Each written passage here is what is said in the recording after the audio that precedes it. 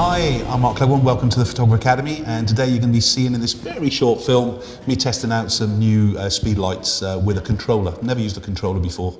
It's for TTL photography. Many of you will know that I'm a big manual flash fan, but again, I've got to adapt and change and kind of just see if there are benefits and so on.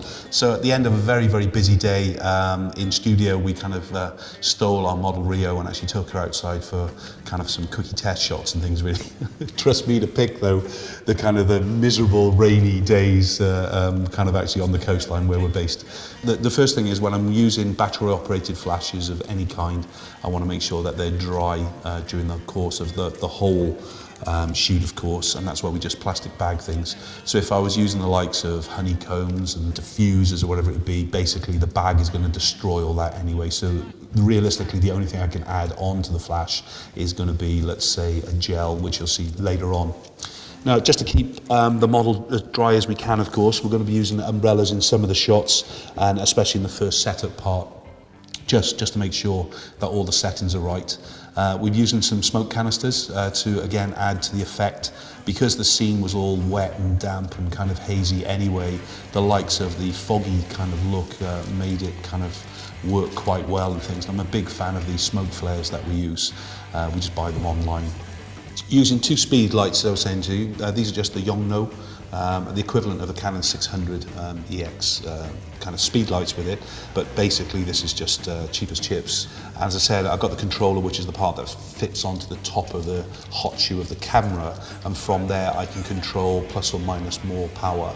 And working in a TTL method on the actual camera itself. So I still set my aperture, I still set my shutter speed, basically, but I'm then telling the flashes how to perform within the actual exposure itself and things, really.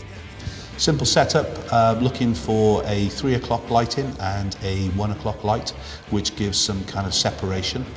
But just having the option there to go in and change the flash settings from the top of the camera kind of allows me to change the setup a little bit.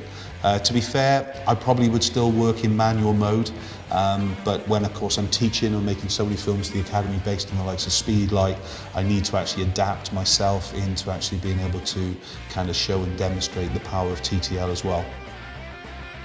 Just a bit of a heads up, really, when using smoke flares. I like them coming towards camera position, which you might think is mad, because basically you're getting covered in fog and smoke yourself.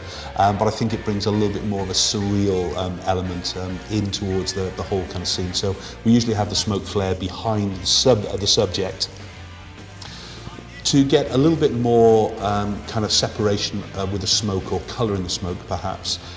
We'll often move the separation light from the 2 o'clock or the 1 o'clock position directly behind us, so actually into the 12 o'clock position, and depends on how far away she is from the flash, of course, depends how much we're allowing the diffusion of the colour to actually kind of break itself up. So when it's very close and very low in power, we're going to get more saturated colour. When it's far away, it diffuses itself through the smoke more, of course. If you're overpowering it as well, you're going to get more of a pastel kind of colour. So you've got to decide on the subtlety or the kind of the aggression of the colour that you want within the photograph itself. But let's face it, when you're photographing a beautiful model, dressed as she is, on a great location, you've had some kind of flash in, bit of colour gel as well. Let's face it, if you can't take a good photograph of that, basically there's something wrong. Better go back to being a butcher's boy.